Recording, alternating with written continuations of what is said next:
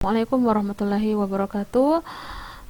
Pada kesempatan ini saya akan menyampaikan sedikit ya bagaimana peran rheologi dalam farmasi.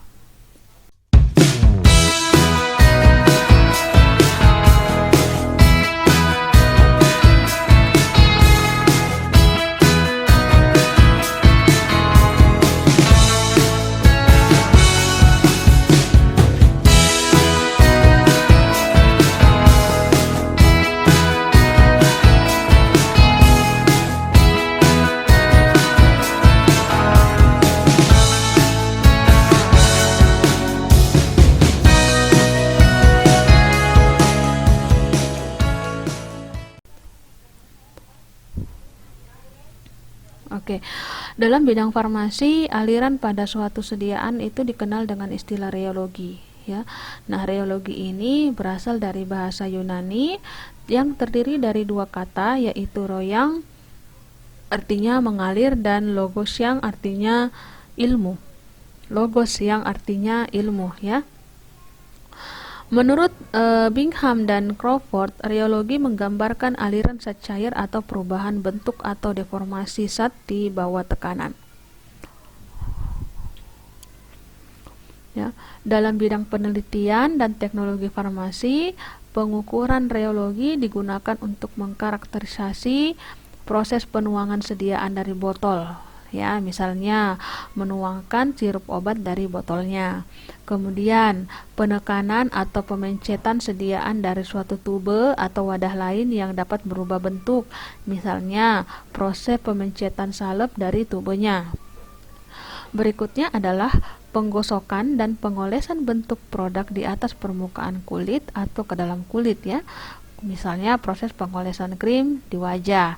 Kemudian pemompaan sediaan dan penyimpanan ke alat pengisian. Berikutnya adalah pelewatan dari suatu jarum suntik yang diproduksi oleh industri, ya. Jadi ini adalah peran rheologi dalam bidang-bidang farmasi.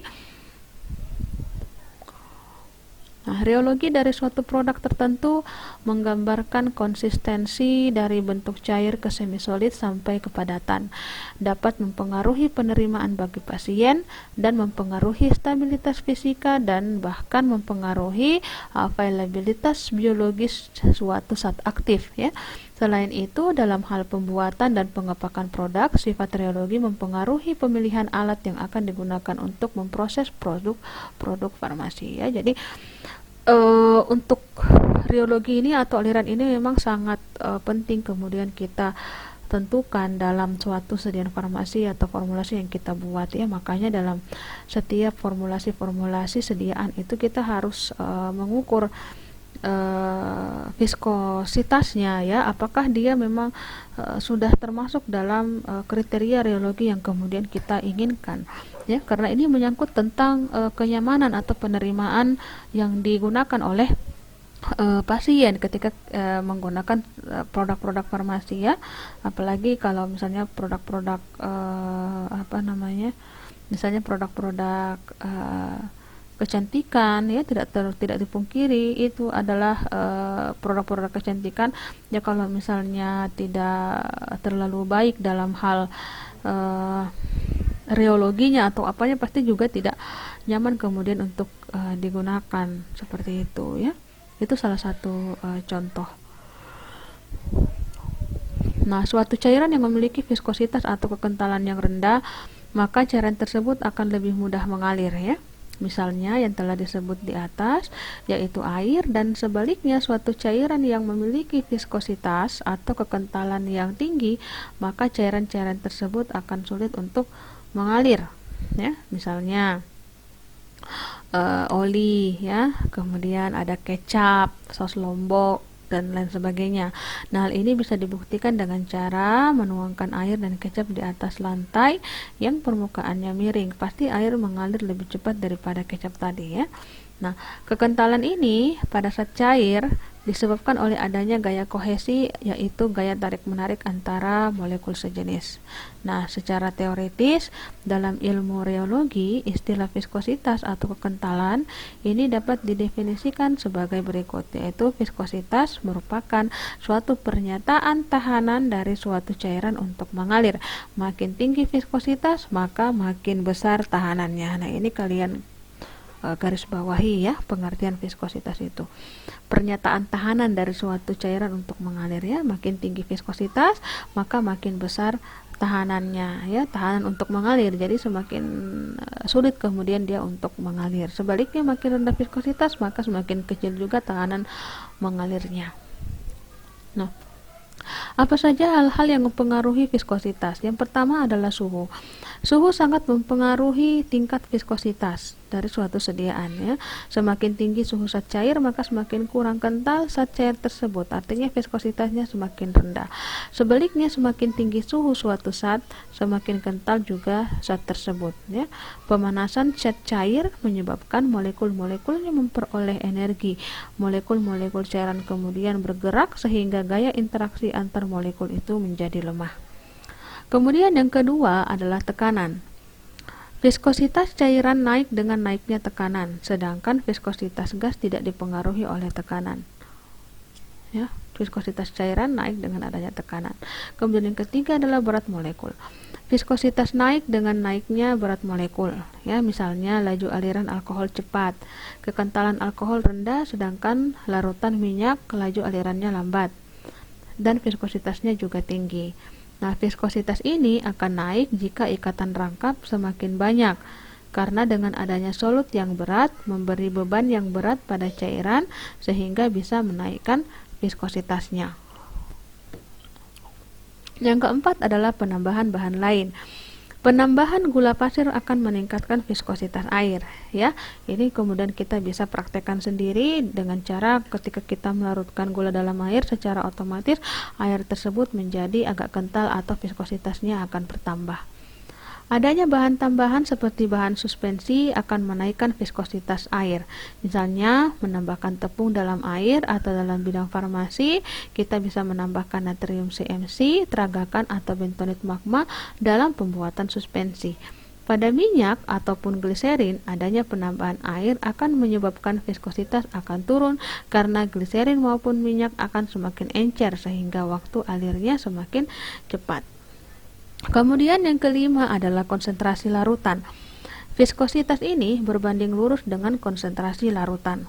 Ya, suatu larutan dengan konsentrasi tinggi akan memiliki viskositas yang tinggi pula. Karena konsentrasi larutan menyatakan banyaknya partikel zat yang terlarut tiap satuan volume.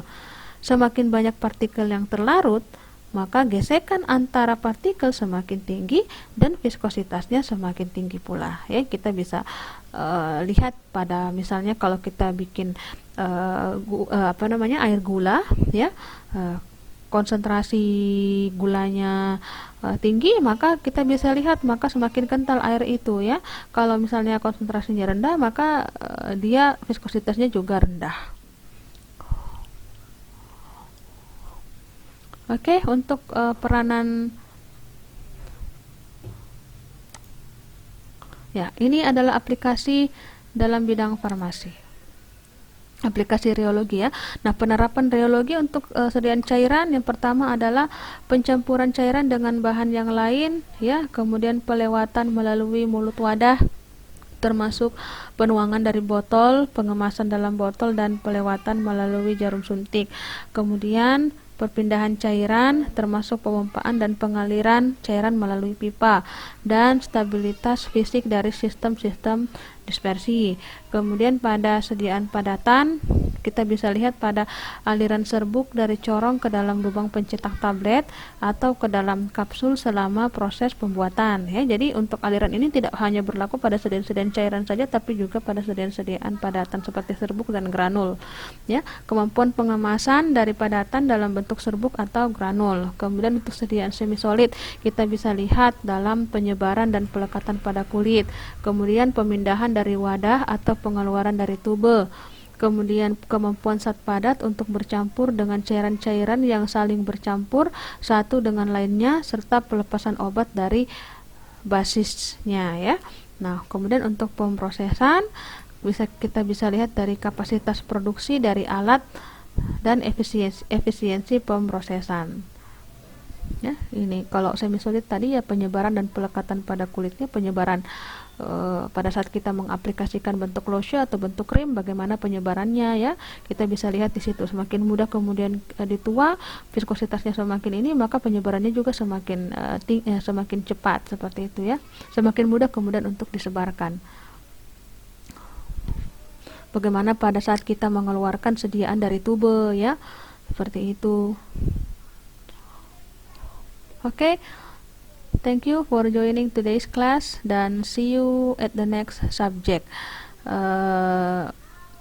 Untuk materi hari ini kita cukupkan, kurang lebihnya mohon dimaafkan, dan saya akhiri dengan ucapan wabillahi taufiq wal hidayah. Wassalamualaikum warahmatullahi wabarakatuh.